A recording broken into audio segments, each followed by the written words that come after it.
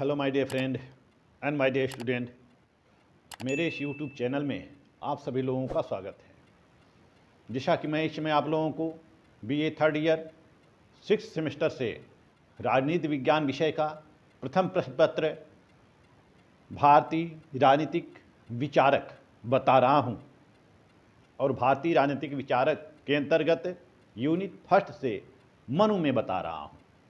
पिछले वीडियो मैंने आप लोगों को मनु के परराष्ट्र संबंधी विचार या विदेश नीति संबंधी विचार से अवगत कराया था, जिसमें मैंने आपको मंडल सिद्धांत और षाड्गुण्य नीति बताया था।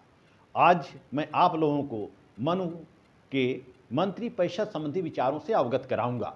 आज का यह जो टॉपिक होगा यह अंतिम टॉपिक होगा और इसके साथ ही साथ मैं आप लोगों को मनु स्मृति की या मनु के विचारों की समीक्षा भी बताऊंगा।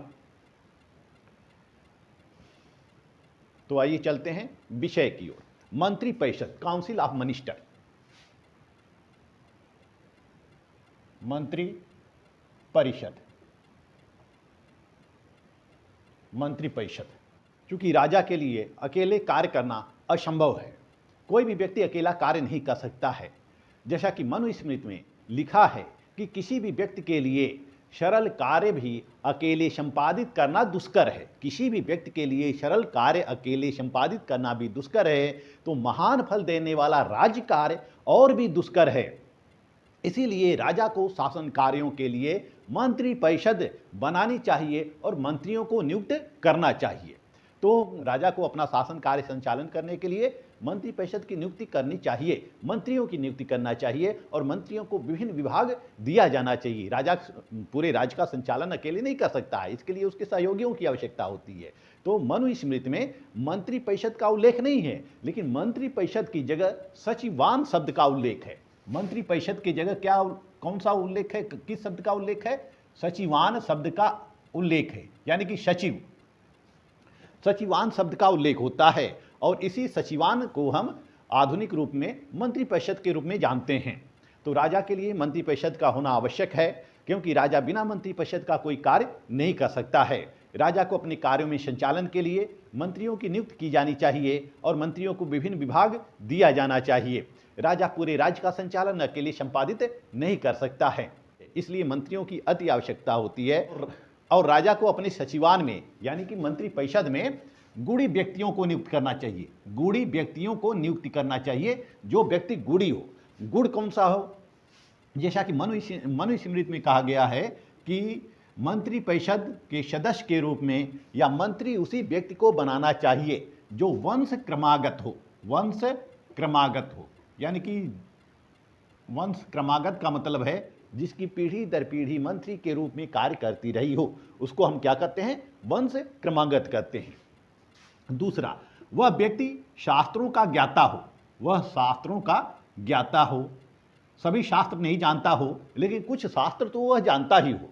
कुछ वेद, कुछ उपनिषद, कुछ धर्मशास्त्र की जानकारी भी रखता है, कुछ नीति शास्त्र की जानकारी भी वह रखता हो, तो उसको शास्त्रों का ज्ञाता होना चाहिए।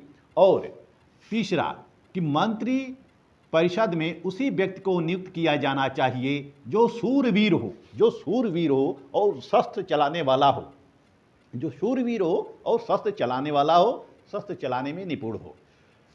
नेक्स्ट योग्यता निर्धारित की गई है कि वह उत्तम वंश में जन्मा हो। उत्तम वंश में जन्मा हो यानी कि उसका कुल जो है वह श्रेष्ठ हो, वह श्रेष्ठ कुल में पैदा हुआ हो। तो ऐसे व्यक्ति कुलीन होते हैं, सभ्य होते हैं, संस्कारिक होते हैं और आचार युक्त होते हैं, व्यवहार युक्त होते हैं। तो ऐसे व्यक्तियों को मंत्री पद पर नियुक्त किया जाना चाहिए। तो इस तरह से मनुस्मृति में मंत्रिपरिषद में सदस्यों को नियुक्त करने के लिए विभिन्न योग्यताएं निर्धारित की गई हैं। मनुस्मृति में मंत्रिपरिषद की संख्या को लेकर भी उल्लेख किया गया है। मनुस्मृति में कहा गया है, मनुस्मृति में यह कहा गया है कि मंत्रियों की संख्या कितनी होनी चाहिए? 7 होनी चाहिए या 8 होना चाहिए। आवश्यकता अनुसार 7 या 8 होनी चाहिए और गुणों के आधार पर विभागों का बंटवारा करना चाहिए। यानी कि जिसके अंदर जैसी योग्यता हो उसके योग्यता के आधार पर विभागों का बंटवारा किया जाना चाहिए कि विभाग उसी को दिया जाना चाहिए जो उन विभागों का विशेषज्ञ हो, उस मामलों का जानकार हो। ऐसे व्यक्ति अपने विभाग को पुष्पित और पल्लवित करते हैं। मनुस्मृति में यह कहा गया है कि जो शूर व्यक्ति हों, जो दक्ष व्यक्ति हों या कुलीन व्यक्ति हों, उनको वित्त विभाग दिया जाना चाहिए। वित्त विभाग दिया जाना चाहिए, वित्त विभाग दिया जाना चाहिए। जो दक्ष हों, कुलीन हो, कुलीन व्यक्तियों को वित्त विभाग दिया जाना चाहिए। और जो चरित्रवान व्यक्ति हों, जिनका कैरेक्टर उत्तम हो, उस चरित्रवान व्यक्ति को, संस्कारिक व्यक्ति को, ईमानदार व्यक्ति को, कर्तव्यनिष्ठ व्यक्ति को रत्न विभाग दिया जाना चाहिए। उनको कौन सा विभाग दिया जाना चाहिए? रत्न विभाग दिया जाना चाहिए, या इसको अंतर्निवेशन या अंतर्निवेश विभाग भी कहते हैं। अंतर्निवेश विभाग दिया जाना चाहिए। इसी तरह से जो संपूर्ण शास्त्रों का ज्ञाता हो, संपूर्ण शास्त्रों का ज्ञाता हो, जो मनोवैज्ञानिक हो, मनुष्य के व्यवहारों को भली भांति जानता हो और मनुष्य के व्यवहार का अध्ययन करता हो और मनुष्य के चरित्र को जानने वाला हो, मनुष्य के गतिविधि को जानने वाला हो, किसी भी व्यक्ति के मानसिकता को भांपने वाला हो और अंतःकरण से वह शुद्ध हो और चतुर व्यक्ति हो, तो ऐसे व्यक्ति को संधि विग्रह विभाग दिया जाना चाहिए। संधि विग्रह विभाग दिया जाना चाहिए। जो साइकोलॉजिस्ट हो या साइकियाट्रिस्ट हो और अंतःकरण से शुद्ध हो और चतुर हो और सभी शास्त्रों का ज्ञाता हो, ऐसे व्यक्तियों को कौन सा विभाग दिया जाना चाहिए? संधि विग्रह विभाग दिया जाना चाहिए। और इसी तरह से वह कहता है कि जो अमात्य है, अमात्य का यहाँ तात्पर्य होता है प्रधानमंत्री। जो अमात्य हो यानी कि जो सभी मंत्रियों में श्रेष्ठ हो, ऐसे व्यक्ति को दंड विभाग या सेना विभाग दिया जाना चाहिए। दंड विभाग या सेना विभाग दिया जाना चाहिए। इसी तरह से मनुस्मृति में यह उल्लेख किया गया है कि राजा को राष्ट्र विभाग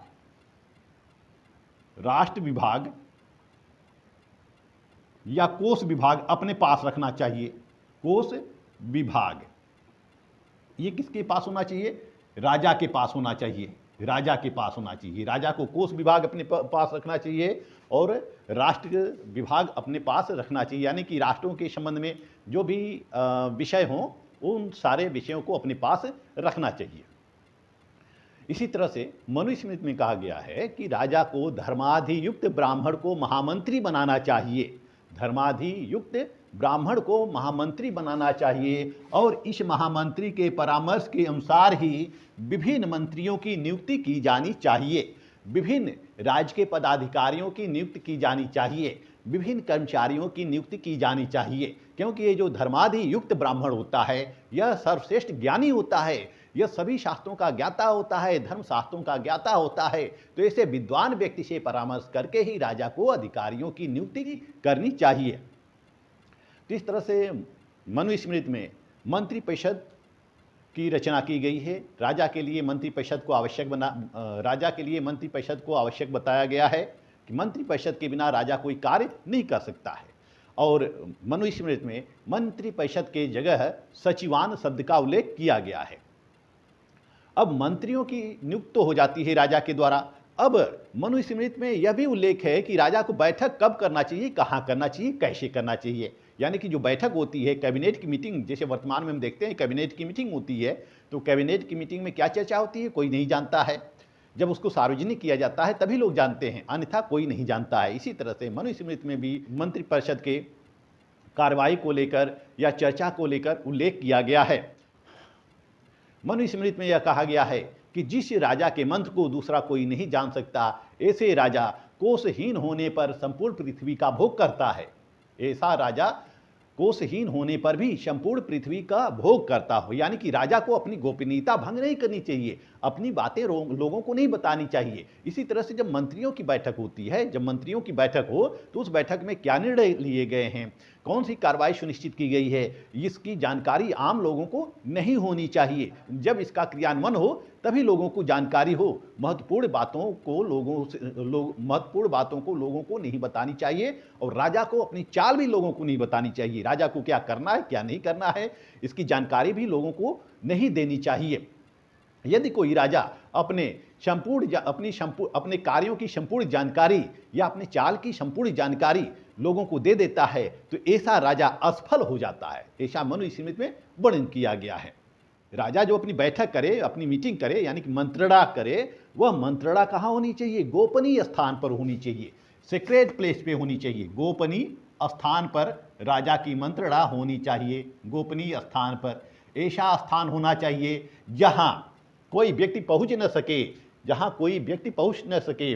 मनुस्मृति में यह कहा गया है, या मनु कहते हैं कि राजा को मंत्रणा गोपनीय स्थान पर करना चाहिए। गोपनीय स्थान कौन से होते हैं? जैसे कि वन है, जंगल हो गया, पहाड़ हो गया, एकांतवास हो गया, कोई एकांत जगह है, तो ऐसी जगह पर राजा को मंत्रियों के साथ मंत्रणा करनी चाहिए। वन में भी एक स्थान बना लेना चाहिए जहाँ कोई पहुँच न सके और राजा के मंत्रणा को जान न सके, वहाँ की चर्चा को जान न सके। मनु कहते हैं कि यदि उस स्थान पर जहाँ राजा मंत्रणा करता है, उस स्थान पर कोई कोढ़ी व्यक्ति है, कोई अपंग व्यक्ति है, स्त्री हैं, वृद्ध पुरुष या वृद्ध स्त्री हैं, या फिर पशु पक्षी हैं, तो उन सबको वहाँ से हटा देना चाहिए, उन सबको वहाँ से हटा देना चाहिए। क्योंकि उनका यह कहना है कि ये लोग किसी भी बात को गुप्त नहीं रख पाते हैं, यह बात को सार्वजनिक आसानी से कर सकते हैं। जैसे वृद्ध व्यक्ति है या वृद्ध स्त्री पुरुष हैं, ये भी किसी बात को सार्वजनिक कर देते हैं, और इसी तरह से अपंग व्यक्ति हैं, यह भी किसी बात को सार्वजनिक कर देते हैं, इनके पेट में कोई बात नहीं पचती है। इसी तरह से वह यहाँ तक कि पशु पक्षियों की भी मनाही है कि उस स्थान पर पशु पक्षी भी नहीं होने चाहिए। मनु कहते हैं कि राजा को अपनी मंत्रणा जो है, मनु ने राजा के मंत्रणा का समय भी निर्धारित किया है। मनु कहते हैं कि राजा को अपनी मंत्रणा रात्रि में करनी चाहिए, रात्रि में करनी चाहिए। मंत्रणा कब करनी चाहिए? रात्रि के समय करनी चाहिए, या फिर दोपहर में करना चाहिए, मध्याह्न में करना चाहिए, जब सभी लोग फ्री हो जाते हैं, अधिकांश लोग सो जाते हैं या आराम करते हैं या अपने काम पर चले जाते हैं मध्याह्न में, तो मध्याह्न का समय खाली रहता है। ऐसे समय में राजा को मंत्रणा करनी चाहिए, रात्रि या मध्याह्न में मंत्रणा करनी चाहिए। इस तरह से मनुस्मृति में संपूर्ण सामाजिक कार्यों की, राजनीतिक कार्यों की रूपरेखा प्रस्तुत की गई है। मनुस्मृति जो है वह संपूर्ण में धर्मशास्त्र है। मनुस्मृति पहला धर्मशास्त्र है जिस धर्मशास्त्र के अनुसार मानव अपना जीवन यापन करना शुरू किया। जो प्राचीन सामाजिक व्यवस्था थी वह मनुस्मृति के अनुसार ही संचालित होती थी। मनुस्मृति में पूरे सामाजिक, राजनीतिक और प्रशासनिक कार्यों का वर्णन किया गया है। तो इस तरह से मनु ने मनुस्मृति में विभिन्न सिद्धांतों का वर्णन किया है, विभिन्न राजनीतिक विचारों का वर्णन किया है। मनुस्मृति में मनु के विभिन्न राजनीतिक विचार मिलते हैं, जैसे कि राज्य संबंधी विचार, राज्य की उत्पत्ति कैसे हुई है, जिस पर मैंने वीडियो बना दिया है और अपलोड भी कर दिया है। राज्य की उत्पत्ति कैसे होती है, राजा के कौन से कार्य हैं, राजा के क्या कर्तव्य हैं, और मनु के दंड संबंधी विचार, दंड के बारे में जो मनु ने विचार दिए हैं, न्याय के संबंध में जो मनु ने विचार दिए हैं, परराष्ट्र या विदेश नीति के संबंध में मनु ने जो विचार दिए हैं। मनु ने एक राष्ट्र को, एक राज्य को या एक राजा को विदेशों से कैसा व्यवहार करना चाहिए इसके बारे में भी अवगत कराया है। इस तरह से मनुस्मृति में विभिन्न राजनीतिक, प्रशासनिक, आर्थिक, सामाजिक संरचना का वर्णन किया गया है कि राजा को क्या करना चाहिए या क्या नहीं करना चाहिए, राज्य को कैसा होना चाहिए। फिर भी मनुस्मृति को लेकर विभिन्न प्रकार के विवाद उत्पन्न होते रहते हैं। आइए हम थोड़ी सी समीक्षा कर लेते हैं मनुस्मृति की। मनुस्मृति के विवाद का कारण क्या है।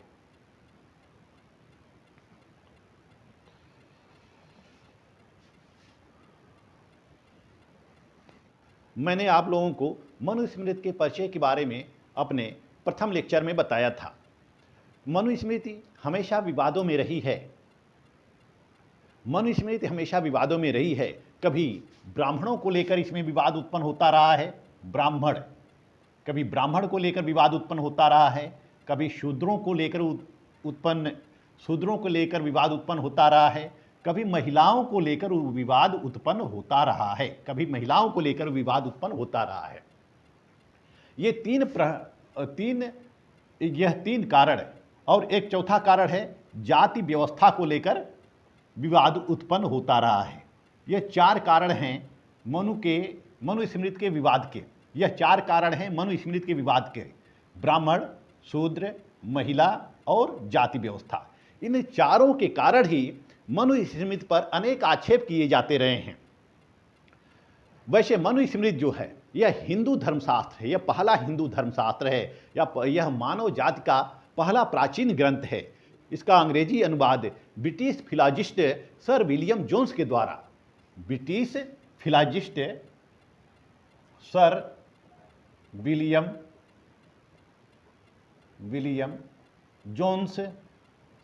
जोन्स के द्वारा 1776 में किया गया था।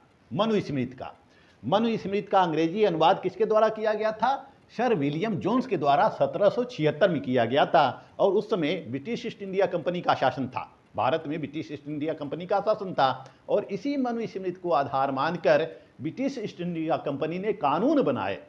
उसने हिंदू धर्म के ऊपर कानून बनाए, तो उन कानूनों को लागू भी किया।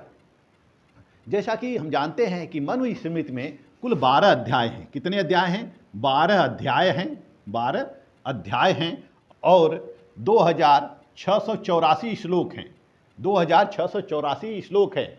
कहीं कहीं 2964 श्लोक का वर्णन मिलता है। 2964 श्लोक का वर्णन मिलता है किसी संकलन में। क्योंकि मनुस्मृति बहुत ही प्राचीन है और जैसे जैसे सदियां बीतती गई, समय व्यतीत होते गए, वैसे वैसे मनुस्मृति के कुछ अंश विलीन होते गए और समय समय पर विभिन्न विद्वानों के द्वारा इसमें कुछ संशोधन भी किए जाते रहे हैं। तो ब्रिटिश सरकार ने कानून निर्माण करने के लिए इस ग्रंथ का इस्तेमाल किया था, मनुस्मृति का इस्तेमाल किया था ब्रिटिश सरकार ने कानून बनाने के लिए। जैसा कि एंटोनी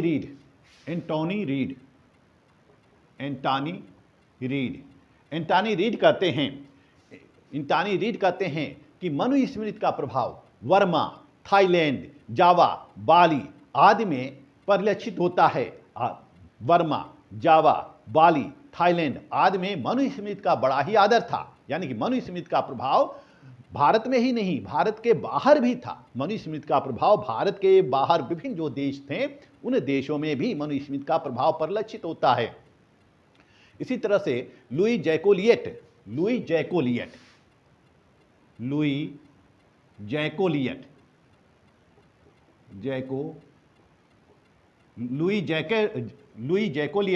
अपने, इनकी एक पुस्तक है, लुई जैकोलिएट की एक पुस्तक है बाइबिल इन इंडिया।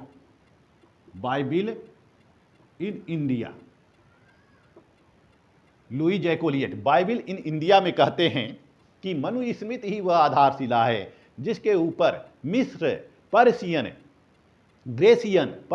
मतलब पारसी लोग, ग्रेसियन मतलब ग्रीस यूनानी लोग और रोमन कानूनी संहिताओं का निर्माण हुआ है। लुई जैकोलिएट कहते हैं कि मनुस्मृति ही वह आधारशिला है जिसके ऊपर मिस्र, पर्शियन, ग्रेसियन और रोमन कानूनी संहिताओं का निर्माण हुआ है। आज भी यूरोप में मनु के प्रभाव का अनुभव किया जाता है।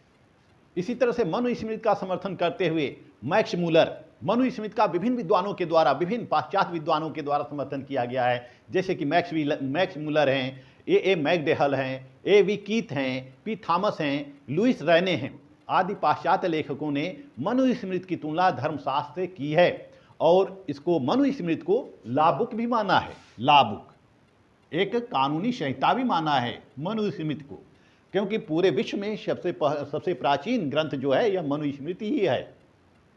और इसी के अनुसार शासन व्यवस्था संचालित होती थी, सामाजिक व्यवस्था संचालित होती थी, आर्थिक व्यवस्था संचालित होती थी। किससे संचालित होती थी? मनुस्मृति से संचालित होती थी। जब कोई ग्रंथ नहीं था, कोई विधान नहीं थे, कोई कानून नहीं था, कोई शासन व्यवस्था नहीं थी, तो मनुस्मृति के अनुसार ही शासन व्यवस्था संचालित हुआ करती थी। और ये जो विभिन्न विचारक हैं, मैक्स मूलर, ए.वी. कीथ हैं, मैक्स मूलर हैं, ए.वी. कीथ हैं, लुईस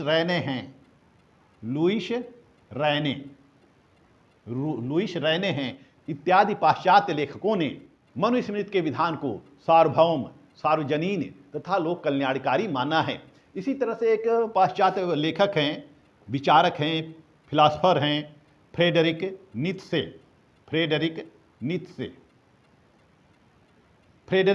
हैं। फ्रेडरिक नीत्शे कहते हैं कि मनुस्मृति बाइबल से उत्तम ग्रंथ है। मनुस्मृति बाइबल से उत्तम ग्रंथ है और बाइबल से तुलना करना पाप करना है। बाइबल से तुलना करना एक पाप करना है। तो इस तरह से हम देखते हैं कि हमारे मनुस्मृति को विभिन्न पाश्चात्य विचारकों के द्वारा बहुत ही महत्वपूर्ण माना गया है और बहुत प्राचीन धर्म ग्रंथ माना गया है, एक कानूनी संहिता माना गया है। और इसी के अनुसार तत्कालीन सामाजिक व्यवस्था संचालित होती थी, तत्कालीन प्रशासनिक व्यवस्था संचालित होती थी, राजनीतिक व्यवस्था संचालित होती थी, वैदेशिक नीतियां भी इसी मनुस्मृति को लेकर बनाई जाती थी। इस तरह से मनुस्मृति प्रथम मानव धर्म ग्रंथ है। परंतु मनुस्मृति में जो विवाद का कारण है वह विवाद का कारण है ब्राह्मणों को लेकर। मनुस्मृति में के विरोधी जो हैं वह आक्षेप लगाते हैं कि मनुस्मृति जो है वह ब्राह्मणवादी है। मनुस्मृति जो है वह ब्राह्मणवादी है, इसमें ब्राह्मणों को श्रेष्ठ माना गया है, ब्राह्मणों को श्रेष्ठ माना गया है। तो उनका यह भ्रम है। उस समय जो तत्कालीन सामाजिक व्यवस्था थी, मनुस्मृति में अनेक प्रकार की सामाजिक व्यवस्था दी गई है। इसमें 4 आश्रम की व्यवस्था की गई है, 4 आश्रम की व्यवस्था की गई है, 4 आश्रम की व्यवस्था की गई है। और इसी तरह से 16 संस्कारों का वर्णन किया गया है, 16 संस्कारों का वर्णन किया गया है मनुस्मृति में। 4 आश्रम में 4 आश्रमों के अंतर्गत एक ब्रह्मचर्य आश्रम है, ब्रह्मचर्य आश्रम है, और दूसरा है गृहस्थ आश्रम है, और तीसरा है संन्यास आश्रम है, संन्यास आश्रम है, और चौथा है वानप्रस्थ आश्रम। इसी तरह से 4 वर्ण बताए गए हैं, ब्राह्मण, क्षत्रिय, वैश्य, शूद्र। ये 4 वर्णों का भी वर्णन किया गया है। ब्राह्मण, क्षत्रिय, वैश्य, शूद्र, 4 वर्णों का भी वर्णन किया गया है। तो मनुस्मृति में विस्तृत रूप से इन सब का वर्णन किया गया है और यही सामाजिक व्यवस्था का आधार है। जो ब्राह्मणों को लेकर विवाद है, तो उस समय जो हमारी सामाजिक संरचना विभाजित थी वह 4 वर्णों में विभाजित थी। उस समय मनु के समय हमारी सामाजिक संरचना 4 वर्णों में विभाजित थी। एक ब्राह्मण, क्षत्रिय, वैश्य, शूद्र, जिसमें ज्ञान होता था, जो विद्वान होते थे उनको ब्राह्मण वर्ग में रखा गया, ब्राह्मण वर्ण में रखा गया। जैसा कि मैंने पिछले वीडियो में आपको बताया था कि वर्ण का मतलब होता है वर्ण करना, या इसका मतलब होता है धारण करना। जो जिस गुण को धारण करता है, जिस क्वालिटी को धारण करता है, वही उसका वर्ण हो जाता है, यानी कि वर्ण हो जाता है। तो जो लोग ज्ञानी होते थे, विद्वान होते थे, धर्मशास्त्र के ज्ञाता होते थे, वेदों का अध्ययन करते थे, अध्यापन करते थे, पूजा पाठ करते थे, यज्ञ कराते थे, लोगों को शिक्षा देते थे, वह ब्राह्मण वर्ग में रखे गए, ब्राह्मण वर्ण में रखे गए। इसी तरह से कुछ ऐसे लोग थे जिनके अंदर साहस था, जो समाज की रक्षा का भार अपने ऊपर ले लिए, उनको क्षत्रिय वर्ण में रखा गया। इसी तरह से जो व्यापारिक संबंधी कार्य करते थे उनको वैश्य की कोटि में रखा गया। और शूद्रों को, इसी तरह से शूद्र जो थे, शूद्रों को यह जो जिनके अंदर बुद्धि की कमी थी, जिनके अंदर बुद्धि और विवेक की कमी थी, उनको शूद्र के कोटि में रखा गया, शूद्र की कोटि में उनको रखा गया। यानी कि उनके ऊपर इन तीनों वर्णों की जिम्मेदारी दे दी गई। यह ब्राह्मण वर्ण में भी रहेंगे, क्षत्रिय वर्ण में भी सेवा करेंगे, मतलब तीनों वर्णों की सेवा करने की जिम्मेदारी शूद्रों को दे दी गई। और यह सबके साथ रहते हैं, सबके साथ काम करते हैं। और उसमें जाति-पात की व्यवस्था भी नहीं थी, और यह सबकी सेवा करते हैं। और उनके परिश्रम से जो इनका फल प्राप्त होता है, यानी कि इनको जो पारिश्रमिक प्राप्त होता था, यह उसके द्वारा अपना जीवन निर्वाह करते थे। तो यह 4 वर्ण था, जाति व्यवस्था नहीं थी, ये जाति नहीं थी, ये 4 वर्ण थे। लेकिन जैसे ही समाज का संक्रमण होता है, जैसे ही युग बदलते हैं, सदियां बीतती हैं, वैसे जो वर्ण व्यवस्था है जाति व्यवस्था का रूप धारण कर लेती है। ये जाति व्यवस्था मनु की देन नहीं है, मनुस्मृति की देन नहीं है। जो यह कहते हैं कि मनुस्मृति जाति व्यवस्था को बढ़ावा देती है। उनको मनुस्मृति के बारे में पता ही नहीं है, उनको मनुस्मृति का पूरा अध्ययन करना चाहिए। इसी तरह से और इस ब्राह्मण वर्ग की तुलना हम किससे कर सकते हैं वर्तमान में? शिक्षक से कर सकते हैं, शिक्षक से कर सकते हैं। शिक्षक वर्ग जो होता है यह क्या होता है? विद्वान होता है। जो शिक्षक वर्ग होता है यह विद्वान होता है, यह बच्चों को पढ़ाता है। तो शिक्षक वर्ग में कोई भी हो, किसी भी जाति के हो, जो शिक्षक होता है उसका सभी सम्मान करते हैं। सभी जात के लोग शिक्षक वर्ग का सम्मान करते हैं। वह शिक्षक चाहे शूद्र ही क्यों न हो, वह शिक्षक क्यों चाहे शूद्र ही क्यों न हो, सभी लोग उसका चरण स्पर्श करते हैं। तो यह क्या है? यह ब्राह्मणत्व का गुण है, उसके अंदर ब्राह्मणत्व का गुण है। इसलिए सभी लोग उसका सम्मान करते हैं, आदर करते हैं, उसका चरण, बच्चे उसका चरण छूते हैं। चरण छूने में या प्रणाम करने में बच्चों के द्वारा भेदभाव नहीं किया जाता है वर्तमान में कि यह शूद्र है, यह ब्राह्मण है, यह क्षत्रिय है, या इस जाति का है। जात के आधार पर शिक्षकों के बीच भेदभाव नहीं किया जाता है। हम लोग भी जो हमारे यस्सी शिक्षक हैं उनका चरण स्पर्श करते हैं, अपने गुरु का चरण स्पर्श करते हैं। गुरु की कोई जाति नहीं होती है। तो यही लक्षण था, यही विशेषता उस समय तत्कालीन समाज की भी थी। जो ब्राह्मण था वह सबका गुरु था। उसमें उस ब्राह्मण वर्ग में सभी लोग रहते थे। उस समय केवल एक ही जाति थी। वह जाति कौन सी थी? मनुष्य जाति थी। वह एक ही जाति थी, वह थी मनुष्य जाति थी, और दूसरी जानवर जाति थी। तो मनुष्य जाति का कोई भी व्यक्ति यदि विद्वान होता था तो वह ब्राह्मण वर्ग में चला जाता था। तो इसको लेकर विवाद करना अज्ञानता का परिचय देना है। दूसरा विवाद है शूद्र, कि इसमें शूद्रों को निम्न स्थान दिया गया है, कि मनुस्मृति में शूद्रों को निम्न स्थान दिया गया है। मनुस्मृति में जो विभाजन किया गया है वह कर्म के आधार पर विभाजन किया गया है। वर्तमान में भी हम कर्म के आधार पर विभाजन कर सकते हैं, क्वालिटी के आधार पर विभाजन कर सकते हैं। जैसे हम सरकारी नौकरियों में, या पूरे देश की व्यवस्था को कौन संचालित करता है? पूरे देश की व्यवस्था को कौन संचालित करता है? पूरे देश की व्यवस्था संचालित करने वाले 4 वर्ग होते हैं। पहला क्लास 1 के ऑफिसर, दूसरा है क्लास 2 के ऑफिसर, तीसरा है पहला क्लास 1 के ऑफिसर, दूसरा क्लास 2 के ऑफिसर, तीसरा है क्लास 3 के ऑफिसर, और चौथा है क्लास चतुर्थ के ऑफिसर। यानी चतुर्थ में कौन होते हैं? यह चपरासी वर्ग होता है। चपरासी वर्ग होता है। इसमें जो होते हैं तृतीय वर्ग में होते हैं यह क्लर्कियल वर्ग होते हैं। द्वितीय में होते हैं इसमें अधिकारी वर्ग होते हैं या अधीनस्थ वर्ग होते हैं। प्रथम वर्ग में कौन होता है? IAS PCS और सचिव स्तर के लोग होते हैं। प्रथम श्रेणी में सचिव स्तर के लोग होते हैं। तो वर्तमान में जो कार्य का विभाजन दिया गया है, नौकरियों का विभाजन दिया गया है, 4 आधारों पर किया गया है। अब एक चपरासी कहे कि मुझको DM की सैलरी चाहिए, एक चपरासी कहे कि मुझको DM की सैलरी चाहिए या सचिव की, सेक्रेटरी की सैलरी चाहिए, तो यह कैसे संभव है? चपरासी का जितना दिमाग होगा वह अपने योग्यता के आधार पर, अपने बुद्धि के आधार पर जहाँ तक पहुँच पाएगा, यानी कि उसकी इतनी योग्यता है कि वह चपरासी के पद पर नियुक्त हो सकता है। जिनकी योग्यता होगी प्रोफेसर बनना, वो प्रोफेसर बनेंगे। तो प्रोफेसर और चपरासी की तुलना हम नहीं कर सकते हैं।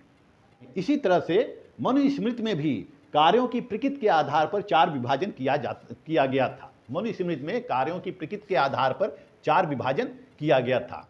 यह शूद्र में कोई भी हो सकता था, ब्राह्मण भी शूद्र हो सकता था, क्षत्रिय भी शूद्र हो सकता था, वैश्य भी शूद्र हो सकता था, और शूद्र वैश्य भी हो सकता था, क्षत्रिय भी हो सकता है, ब्राह्मण भी हो सकता है। जैसा कि मनुस्मृति में कहा गया है कि जन्मना जायते शूद्र कर्मणा द्विज उच्यते, यानी कि जन्म से सभी लोग शूद्र होते हैं। जन्म से सभी लोग शूद्र होते हैं। वे कर्म के आधार पर ही द्विज कहलाते हैं, कर्म के आधार पर ही ब्राह्मण कहलाते हैं। एक व्यक्ति चपरासी के पद पर नियुक्त हो गया है, उसके अंदर इतनी क्वालिटी है, इतनी योग्यता है, तो वह प्रोफेसर बन सकता है, शिक्षक बन सकता है, तो फिर वह शिक्षक वर्ग में गिना जाएगा। तो इस तरह से जो मनुस्मृति होती है वह बड़ व्यवस्था का संचालन करती है, न कि जाति व्यवस्था का संचालन करती है। और जिस समाज को कर्म के आधार पर बांटा गया है, सामाजिक जो व्यवस्था है, मनुस्मृति में जो सामाजिक व्यवस्था है वह कर्म के आधार पर बांटा गया है। सभी को रोजगार दिया गया है, सभी को रोजगार दिया गया है। कोई खाली हाथ नहीं बैठेगा, कोई खाली हाथ नहीं बैठेगा। इस समाज का 4 आधार पर विभाजन कर दिया गया है, गुणों के आधार पर विभाजन कर दिया गया है। सभी लोग अपने कर्मों को करते हुए अपनी भूमिका का निर्वहन करेंगे। जो नेक्स्ट विवाद होता है, महिला को लेकर कभी कभी विवाद होता है।